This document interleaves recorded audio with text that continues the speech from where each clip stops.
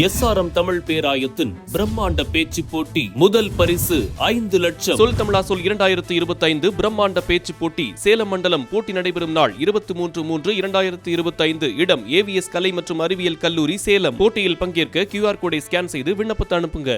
செங்கோட்டையனுக்கு நாகரிகம் அநாகரிகம் என்று சொல்லிக் கொடுக்க வேண்டியதில்லை என டிடிவி தினகரன் தெரிவித்துள்ளார். புதுக்கோட்டையில் அம்மா மக்கள் முன்னேற்றக் கழகத்தின் பொதுச் செயலாளர் டிடிவி தினகரன் செய்தியாளர்களை சந்தித்து பேசினார். அப்போது அதிமுக பலவீனமாகி வருவதாகவும் 90% தொண்டர்கள் மற்றும் நிர்வாகிகள் அதிமுக பலம் பெற வேண்டும் என நினைப்பதாகவும் தெரிவித்தார். மேலும் அவர்களின் குரலாக செங்கோட்டையன் இருப்பதாக கூறினார்.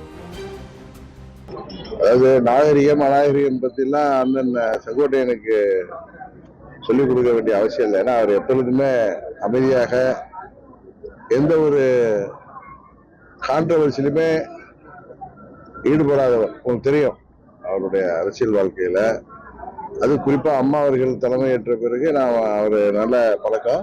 இன்றைக்கு அவர் எதிரணியில இருந்தாலும் உண்மையை நம்ம உண்மைன்னு தான் சொல்லணும். எங்களுடைய ஒரே நிலைப்பாடு, அம்மாவின் ஆட்சி மீண்டும் தமிழ்நாட்டில் அமையணும்னா தேசிய ஜனநாயக கூட்டணி வலுப்பெறுவதன் மூலம் தான் செய்ய முடியும். இப்ப அம்மாவோ புரட்சி தலைவரோ யாரும் இல்லை. ரெட்டை இலை வச்சிருக்கவங்க எல்லாம் அம்மாவாகிவிட முடியாது. பலபலம் இருக்கிறதுனால வெற்றி பெற்று விட முடியாது. அந்த கட்சி பலவீனம் ஆயிட்டு இருக்குங்கிறது எல்லோருக்கும் தெரிந்த உண்மை.